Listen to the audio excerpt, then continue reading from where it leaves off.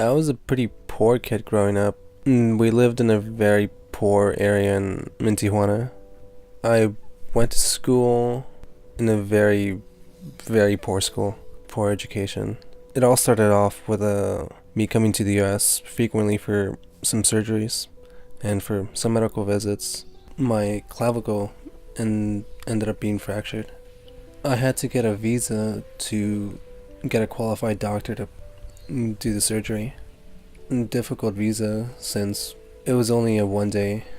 Before sunrise, we would have to wake up to have time to cross the border, take the bus to LA, and then make it all the way back to Tijuana the same day. One day, we had another visit to the US. I didn't know we were going to stay.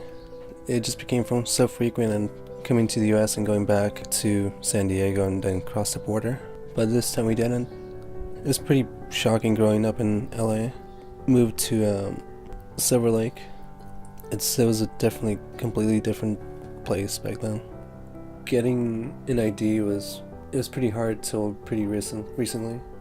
Ended up getting DACA, which is pretty beneficial since I went to the DMV, and it actually felt pretty nice since I finally had something to show who I was. It was pretty scary before not having any for my status. I couldn't apply to get an ID or to get a driver's license or apply for student loans or student aid.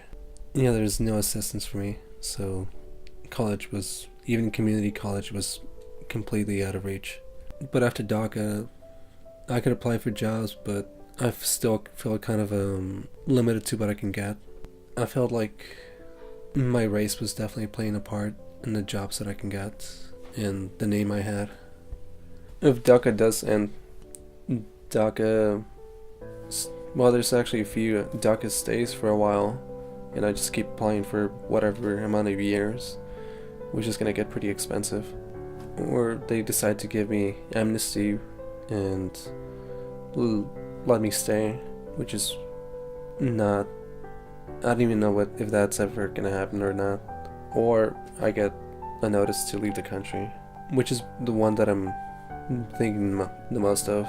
Try to stay positive and review any options that you can get, and if you feel that those options are good for you, take a good education since there's so many good schools here. And if you can get legal advice and help, that's fantastic. That's the best you can do.